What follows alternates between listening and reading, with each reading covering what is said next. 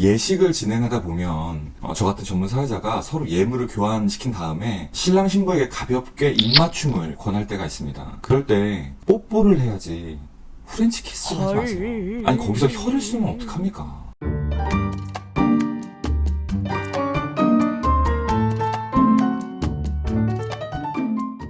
여러분 반갑습니다. 결혼식 사회를 400번 정도 진행해본 알려주는 개그맨 알게 젠틀빈입니다.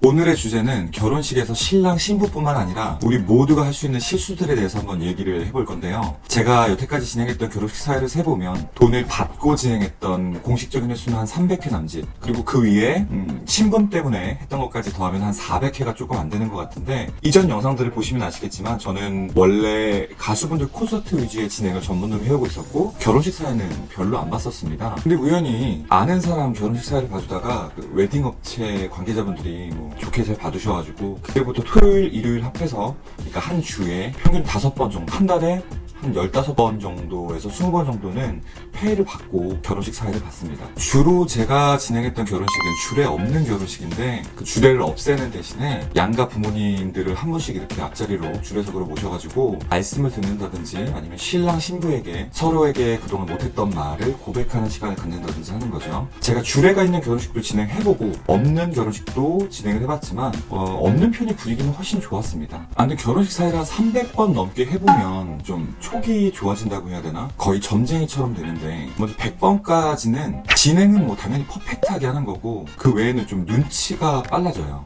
저희 같은 전문 사회자들은 사회보는 그 의뢰만 받았지 신랑 신부랑 통화를 하거든요. 근데 만나는 거는 그곳 예식장이 처음인데도 말 몇 마디만 이렇게 나눠보면은 바로 성격이 파악이 됩니다. 그래서 좀 더 나가면 집안 분위기, 그 집안의 분위기도 좀 알게 되고요. 그러니까 말이 많은 시끄러운 집안인지 아니면 조용한 집안인지 아니면 옷차림이나 재력, 화객이 얼마나 왔나 이런 걸로 이제 대인관계 같은 것들도 알아볼 수 있고, 많이 하다 보면 화객 알바도 이제 딱 보면 보이니까 알바를 몇 명 썼나, 주로 100번까지는 이런 걸 주로 보게 되는 것 같아요. 그리고 결혼식 사회를 이제 200번이 넘어가게 되면은 여기서부터는 관찰력이 좀 더 좋아지니까 없던 신기가 생겨납니다. 그러니까 신랑 신부의 과거가 보여요. 신랑 말투를 들어보니까 마마보이를 좀 자랐을 것 같다 라든지, 아니면 신부 화장을 뚫고 이렇게 자세히 관찰을 해서 보면은 그 희미하게 코 뚫었던 자국 같은 게 보일 때가 있습니다. 그러면 좀 어디서 놀아봤을 것이다 라든지, 그리고 신랑 신부의 둘의 애정도도 자세히 보면 보입니다. 둘이 진짜로 서로 없으면 죽고 못 살아서 결혼을 하는 건지, 아니면 신호위반을 해서 어쩔 수 없이 하는 결혼인지, 아니면 이두저도 아니면 그냥 나이는 먹었는데 휘휘 둘러보다가 딱히 이 정도면 혼잡을 데는 없겠다 해서 하는 결혼인지, 이런 것들도 한눈에 볼 수 있습니다. 근데 여기서 300번을 넘게 결혼식 사회를 보면 이런 것들을 토대로 이 관계가 얼마나 갈지 미래도 보입니다. 그리고 시간이 지나서 우연찮게 소식을 들었는데 제 예측이 맞았다 그러면 저도 가끔 무서워요. 야. 자, 그럼 오늘의 주제, 결혼식에서 절대 하지 말아야 할 행동들 탑5. 첫째는 신랑 신부 두 분이 같이 지켜야 될 행동인데요. 예식을 진행하다 보면 저 같은 전문 사회자가 서로 예물을 교환시킨 다음에 신랑 신부에게 가볍게 입맞춤을 권할 때가 있습니다. 그럴 때 뽀뽀를 해야지 프렌치 키스를 하지 마세요. 아니 거기서 혀를 쓰면 어떡합니까? 서로 얼굴이 여기 있으면 딴 거는 아예 안 보이나 봐요. 그리고 맨 앞에 앞줄이 부모님 계시잖아요. 여러분들 자식의 프렌치 키스를 생중계로 보는 심정은 어떨까요? 이거 민망해서 미치는 거죠. 아무튼 그런 거는 조금 있으면 신혼여행 가시니까 그 여행 가서들 호텔방 걸어 잠그고 그러고들 하십시다.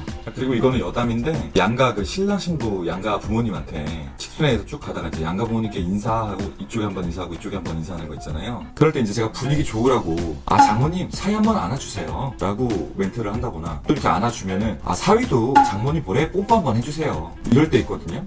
근데 이때도 이 정신 못 차리는 분들은 그러니까 뽀뽀를 볼에 시켰는데 입술에 하려고 할 때가 있어요. 이건 정신병자죠.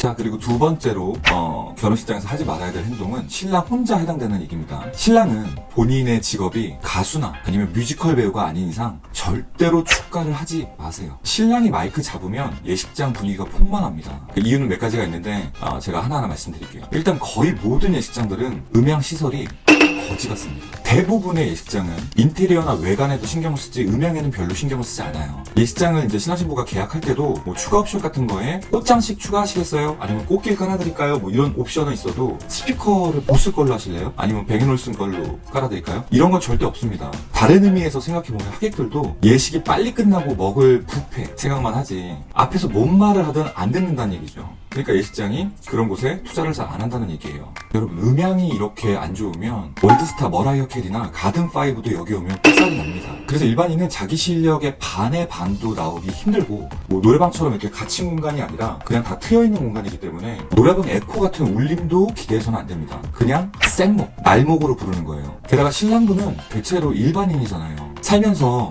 뭐 얼마나 많은 사람들 앞에 서봤겠어요. 기껏해야 노래방에서 이제 3-4명 앞에서나 아니면 야유회 같은데 한 10명 앞에서 노래 한번 해본 게 다일 건데 여기는 최하 150명에서 200명입니다. 거기다가 맨 앞자리 로얄석은 각자 양가에 부모님들이 앉아 계세요. 이게 상식적으로 노래가 되겠습니까? 그러면 이제 전날 총각 파티하면서 친구들이랑 먹은 술이 슬슬 올라오기 시작하는 거죠. 뭐 딸꾹질하는 사람, 가사 까먹고 없던 노래 도돌이표 숨겨갖고 계속 돌려 부르는 사람, 난리가 납니다. 아니, 제가 신랑이 무슨 생각을 하는지는 알겠어요.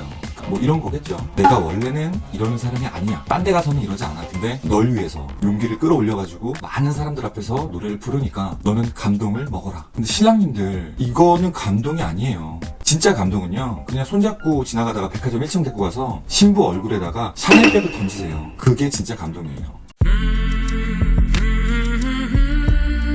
세 번째로 결혼식장에서 하지 말아야 될 행동은 신부 혼자 해당되는 말입니다. 신부님들은 축하 타임에 제발 걸그룹 댄스 같은 거 하지 않았으면 좋겠어요. 아니, 그러니까 뭔지는 알겠어요. 노래를 받았으니 당연히 뭐 답가로 혹은 답 댄스로 이렇게 춤을 춰주는 거 아니겠냐 하는 그런 마음은 알겠는데, 아니 안 그래도 결혼 앞두고 신경 쓸 게 너무 많은데 댄스 연습실까지 빌려갖고 왜 사서 고생을 합니까? 이거 결혼식이지 주말 예능 프로그램 아니에요. 그런 거 안 해도요, 신부님들은 그 존재 자체로 그날 충분히 매력적이고 사랑스러운 존재입니다. 아니, 오히려 입기도 불편한 웨딩드레스까지 입었는데 굳이 춤을 춰야 직성이 풀리는 그런 모습들을 예를 들어서 시어머니가 보면 속으로 무슨 생각할까요? 좋은 생각할까요?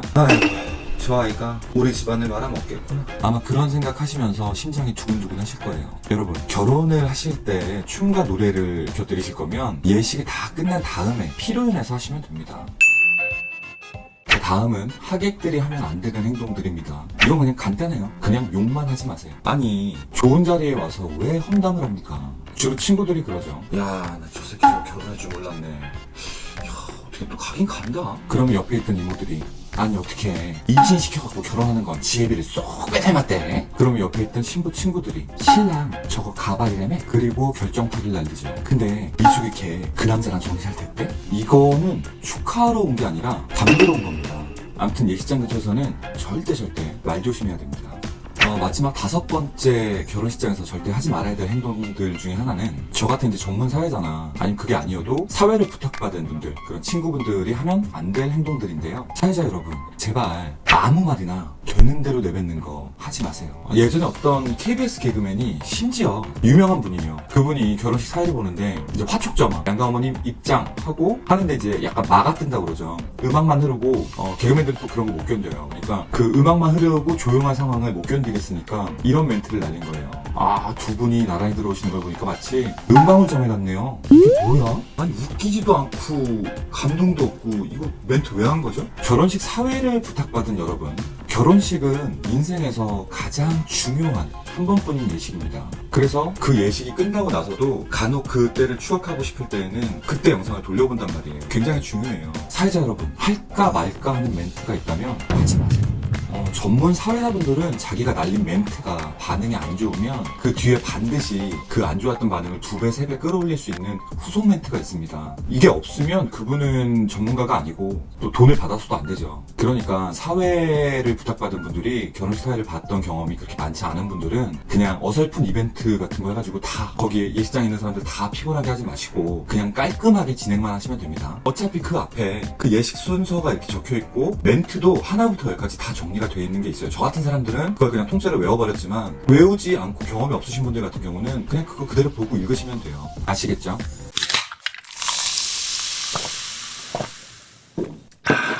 자, 이렇게 해서 오늘은 결혼식에서 하면 안 되는 행동들 탑5에 대해서 알아봤는데요.